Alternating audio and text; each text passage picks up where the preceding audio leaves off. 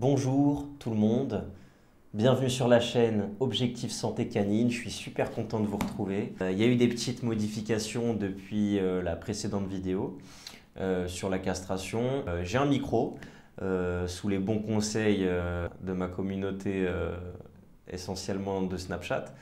Là, j'espère que la vidéo sera plus agréable à écouter. Je sais que précédemment c'était pas super. Donc voilà, j'ai fait un petit effort, j'ai un peu investi, j'ai pris un petit micro, c'est pas ce qu'il y a de mieux, mais j'ai fait les différences et franchement, il n'y a pas photo. Je pense que ça va être beaucoup plus agréable à écouter. Aujourd'hui, on va attaquer un sujet que je kiffe, c'est le sujet de l'obésité chez le chien. Et là, on va s'amuser parce que c'est la maladie qui tue le plus de chiens, donc trop cool d'en parler, ça fait super plaisir. Si je peux venir un petit peu rectifier certaines choses, des idées reçues, des non-dits, parce qu'il y en a beaucoup. Voilà, je pense qu'il y a certaines personnes qui doivent se rendre compte que leur chien présente cette maladie. Et si je peux, moi, venir éclaircir ces personnes concernées, bah, c'est avec grand plaisir, hein. Je suis là pour aider les propriétaires et faire en sorte qu'un plus grand nombre de chiens aillent mieux, aillent bien, aillent mieux. Donc c'est tout bénef. On est parti sur l'obésité. Alors déjà, qu'est-ce que c'est l'obésité? Alors l'obésité, par définition, c'est l'accumulation excessive de graisse dans l'organisme qui peut être causée donc par un surplus calorique ou une faible défense physique, les deux, mais aussi par des maladies. Et donc en gros, le chien consomme plus de calories qu'il n'en dépense.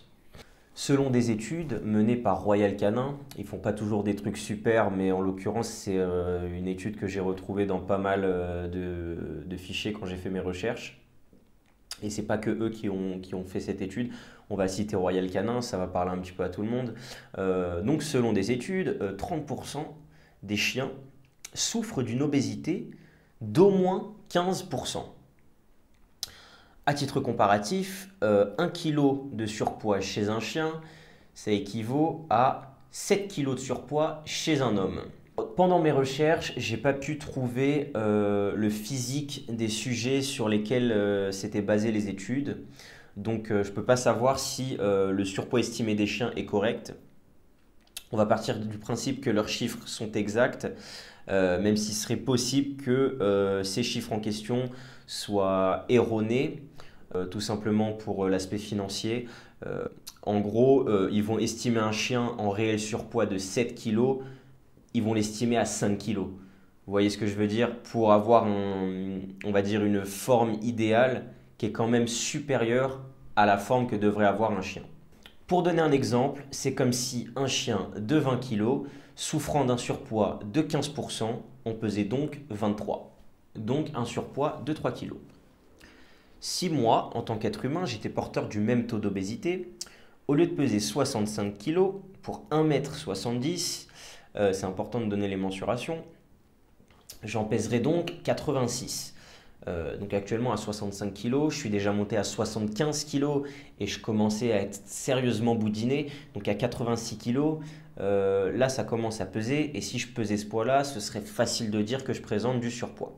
En prenant en compte que j'ai choisi d'étudier le taux d'obésité le plus faible, à savoir 15%, si ce même chien de 20 kg présentait 30% d'obésité, ce qui est vraiment pas rare, hein. Il y a beaucoup de chiens qui souffrent d'obésité, on a déjà entendu oh, mon chien doit perdre 5 kg, 6 kg, 7 kg, on a entendu plein de fois. Un chien qui doit perdre 3 kg, on l'entend aussi tout autant qu'un chien qui doit en perdre 6, 7. L'obésité, ça frappe très fort. Donc j'avais pris les chiffres les plus bas. On va prendre comme si le chien présentait 30% d'obésité. Et donc ce chien en pèserait 26. Et moi, si je présentais le même taux d'obésité, j'en pèserais 107. Donc ce chien présente 6 kg de surpoids. Et ben moi, on fait 6 x 7, 42. 65 et 42, ça fait 107. À 107 kg, je peux vous assurer que là, ça commence à peser. Pour 1,70 m, avec mes mensurations, je commence à être essoufflé là. Donc, comme je disais il y a quelques instants, il est relativement commun de lire. Moi, passe beaucoup de temps sur les groupes Facebook, mais en fait on a énormément d'informations sur les propriétaires de chiens, on en apprend énormément là-bas, puisque en fait tous les propriétaires qui font pas toujours des choses bien viennent poser les questions sur Facebook au lieu d'aller voir leur vétérinaire, quoique c'est pas souvent pire, hein. S'ils vous demandent, voilà, mon chien il a un trou dans la peau, qu'est-ce que je dois faire? Là forcément il faut leur répondre d'aller chez le vétérinaire avec bienveillance, mais voilà. Mais comme je disais un petit peu plus haut, c'est relativement commun d'avoir des témoignages de propriétaires de chiens qui ont été conseillés par leur vétérinaire de faire perdre au chien au moins 5 kilos.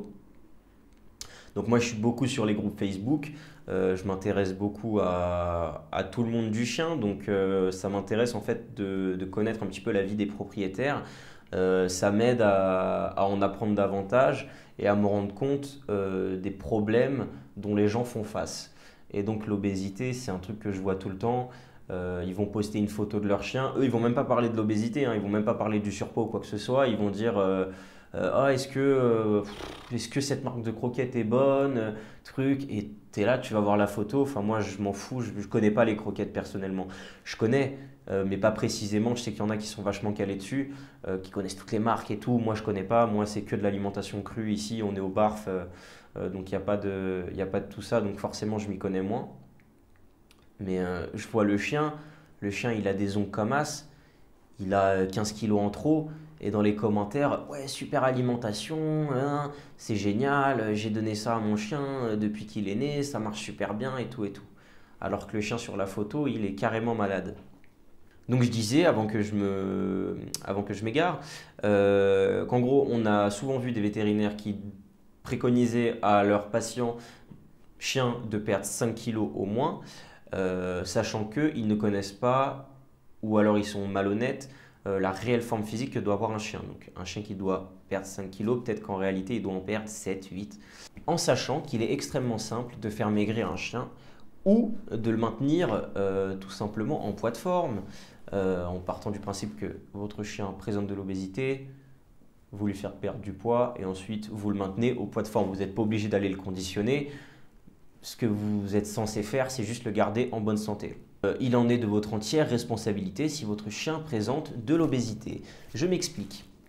Hormis si celle-ci est engendrée par des maladies qui engendreraient la prise de médicaments corticoïdes. Donc pour ceux qui ne le savent pas, les médicaments corticoïdes, donc c'est des médicaments qui présentent de la cortisone. Et la cortisone, en fait, ça limite le sentiment de satiété.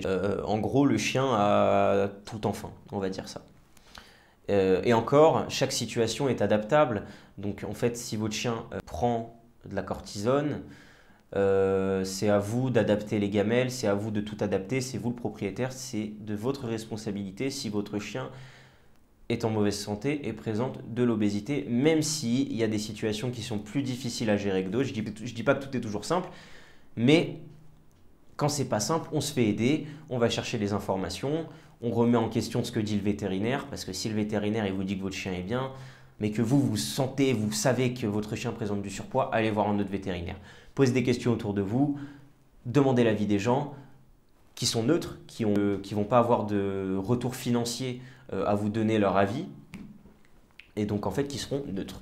Tandis que le vétérinaire, il a plus un aspect financier du fait qu'il va vous vendre des croquettes et des traitements contre le diabète et tout ce qui a engendré l'obésité. Et je ne pense pas tirer de conclusion hâtive si je dis que la plupart des propriétaires de chiens, d'animaux de manière générale, désirent garder leur chien le plus longtemps possible à leur côté et ce, en meilleure santé possible. Alors pourquoi je dis que c'est extrêmement simple de faire maigrir un chien? Vous êtes celui qui contrôle la gamelle et les sorties. Donc vous êtes celui qui contrôle les quantités et l'activité physique de votre chien. Donc pour faire maigrir un chien, il vous suffit en fait simplement de réduire les quantités de nourriture et de lui proposer une activité physique adaptée au chien, parce que tous les chiens ne peuvent pas pratiquer la même activité physique. Mais ça, tout ce qui est sport, je pense que j'en parlerai dans une autre vidéo. D'ailleurs, c'est même sûr, hein. Je ferai une vidéo aussi sur l'alimentation, sur l'alimentation crue du coup. Peut-être que je parlerai des croquettes un jour, mais franchement, je ne m'y connais pas. Je parlerai aussi dans une autre vidéo du sport et de plein d'autres choses qui sont graves, cool.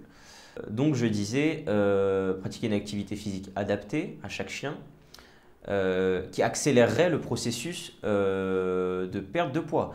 Sachant que vous n'êtes même pas obligé de pratiquer une activité physique. Si vous continuez vos balades habituelles, voilà, le chien il fait ses pipis, ses caca, bon, vous décidez de ne pas lui faire d'activité sportive ou que c'est pas dans votre quotidien, vous n'avez pas pris l'habitude et maintenant c'est comme ça et bon, même si le chien manque de diversité sensorielle, ça c'est un autre problème.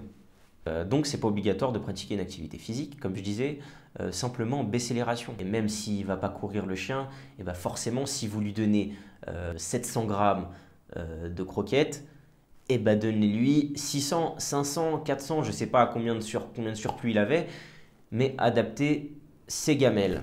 À présent, je vais énumérer quelques-unes des nombreuses maladies engendrées par l'obésité aux grandes dames des vétérinaires peu scrupuleux, parce qu'ils ne sont pas tous comme ça, hein. Il y a des vétérinaires qui sont excellents et il n'y a rien à dire, et les mecs c'est des grands professionnels. Encore aujourd'hui j'étais malheureusement au CHV de Frégis, parce que mon Kuba il a une rupture partielle des ligaments croisés.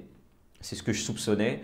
Il y a eu confirmation, on a fait des radios et malheureusement, voilà, j'en avais parlé un petit peu dans la vidéo sur la castration. J'avais fait un tout petit passage dessus. C'est le ligament croisé caudal qui a commencé à se rompre. Donc là, il est à l'arrêt, je vais devoir arrêter le sport et tout. En tout cas, je suis en train de m'éparpiller. Ce vétérinaire là que j'ai été, docteur Langer, c'est vraiment un bon. Il m'a tout bien expliqué. Quand il a vu mon Kuba arriver au niveau de la forme physique et tout, il l'a trouvé super. Le mec connaît quoi. Euh, et voilà, il n'était pas là, oh, il est maigre, on voit les côtes, on voit la colonne vertébrale, mon Dieu, qu'est-ce qui se passe? Il faut lui donner des croquettes Royal Canin. Non, il m'a demandé qu'est-ce que je lui donnais à manger. Barf, ok, tac tac. Alors en plus à l'origine il voulait me vendre des croquettes, juste, un truc avec des oméga 3 parce que c'est bien c'est anti-inflammatoire. Donc je lui ai dit que non, enfin il n'y avait pas besoin, enfin s'il y avait besoin d'un apport en oméga 3, moi je lui donnais de la pâte de curcuma, complément alimentaire, il y aura une vidéo dessus, dans lequel il y a de l'huile de coco et l'huile de coco est porteuse d'oméga 3. Ça c'est un apport en oméga 3, donc je me suis éparpillé. Donc je vais énumérer des maladies engendrées par l'obésité, qui elles-mêmes peuvent engendrer la mort. Le diabète, qui peut disparaître dès lors que le chien reprend son poids normal. Si votre chien présente du diabète par surpoids, à cause de son surpoids et non de naissance, parce qu'il y a deux diabètes, il y a deux types de diabète, ça je ne vais pas en parler parce que je ne suis pas assez calé dessus. Je pense qu'on peut trouver les informations sur internet, mais je n'ai pas poussé les recherches. S'il présente du diabète, il peut s'en délester juste en retrouvant son poids de forme. Ensuite, on a l'entrave articulaire. Qu'est-ce que c'est que l'entrave articulaire? C'est la liberté de mouvement et l'endurance qui s'amoindrissent, ce qui restreint la possibilité d'activité physique et encourage donc la prise de poids. De plus, des problèmes articulaires peuvent apparaître, rendant impossible la pratique d'une activité quelconque. Donc, en fait, l'obésité encourage l'obésité, puisque du coup, vous allez être obligé de raccourcir les balades, puisque le chien ne peut plus supporter, il commence à avoir des problèmes aux ligaments, il commence à avoir des problèmes aux tendons. Donc voilà, d'une balade d'une demi-heure, on passe à une balade de 25 minutes, 20 minutes, 15 minutes. Le chien se dépense de moins en moins, et à côté de ça, vous ne baissez pas les rations. L'obésité encourage l'obésité. On est en mode Usain Bolt vers la mort. Ça peut également engendrer des problèmes de peau. Donc chez les animaux en surpoids, en fait on a la barrière cutanée qui va être affaiblie et donc ça va entraîner des modifications de la production de sébum, ce qui va rendre la peau beaucoup moins protectrice et apte à attraper des merdes comme des parasites, toutes ces conneries. Et donc ça va dégrader la peau de l'animal et ensuite si vraiment ça part dans les extrêmes, il y a des cancers de la peau et tout ce qui s'ensuit. De plus, il y a aussi l'irrigation sanguine de la peau qui peut être perturbée. Donc ça provoquera des problèmes de peau puisque le sang circule moins bien et de pelage. Ça peut également causer des problèmes cardiaques et respiratoires. Alors en fait, le cœur, il va éprouver beaucoup plus de difficultés à faire fonctionner correctement l'organisme. Tout bêtement, hein, on l'a déjà vu, le chien en fait, il va s'essouffler beaucoup plus vite. Et donc en fait, il va devenir par exemple beaucoup plus fragile au monde extérieur, notamment à la chaleur, tout simplement. Et donc là, on revient sur ce que je disais juste avant. Le chien présente des difficultés à faire sa balade quand il fait un petit peu chaud. Donc on réduit les balades. Donc moins d'activité physique, donc l'obésité engendre toujours plus d'obésité.